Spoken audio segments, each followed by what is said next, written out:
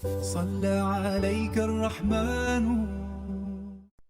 حسد کرنے والا شرک کرنے والا ہے. حسد کو شرک سے تعبیر کیا گیا. مقصد کیا ہے؟ کسی کو جو کچھ بھی دینا ہے وہ رب العزت نے دینا ہے. جب آپ اس سے حسد کرتے ہیں اس کا مطلب یہ ہے کہ آپ اللہ کے دینے پر معترض ہیں. تو جو اللہ پر معترض ہو وہ کہاں سٹینڈ کرے گا؟ حسد آگ ہے جو آپ دوسرے کو نہیں لگا سکتے، اس میں خود جلتے ہیں.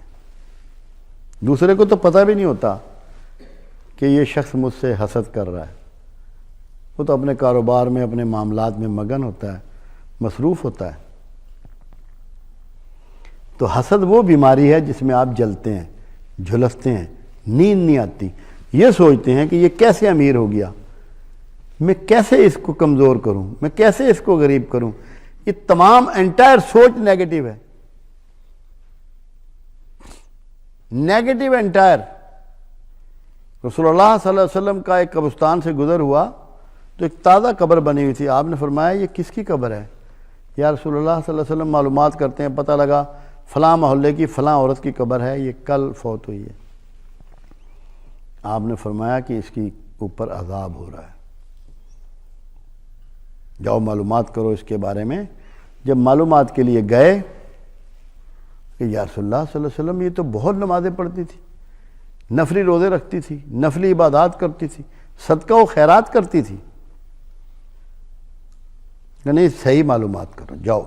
ابھی معلومات نامکمل ہے. بہت عبادت گزار تھی، اللہ کی راہ میں بڑا خرچ کرتی تھی. جب پوری معلومات کی گئیں تو پتہ لگا یہ دوسروں کی ٹو میں رہتی تھی. اس کی وجہ سے سارے اعمال اللہ نے جھلسا دیے اور اس کو آگ کی نظر کیا. پھر رسول اللہ صلی اللہ علیہ وسلم نے ایک درخت کی تازہ کی وہاں ٹہنی لگائی اور فرمایا اس کا عذاب ہلکا ہوا.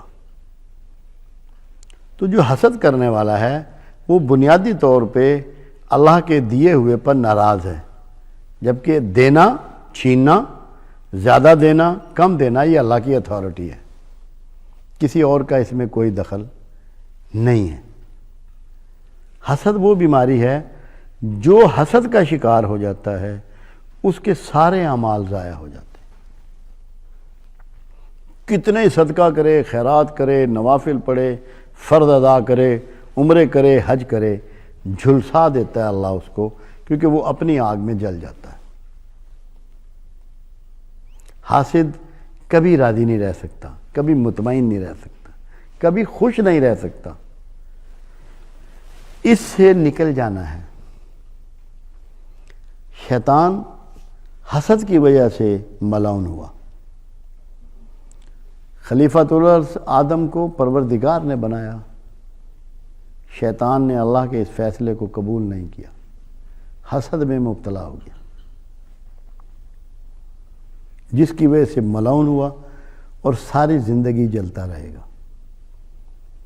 آگ کی نظر ہی رہے گا. حسد سے بہت ضروری ہے بچنا.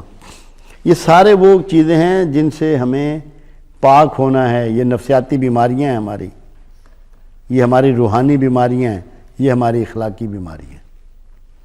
اور اگر کوئی یہ کہے کہ میں اس میں مبتلا نہیں ہوں، آج کے دور میں یہی کہوں گا کہ جھوٹ بولتا ہے.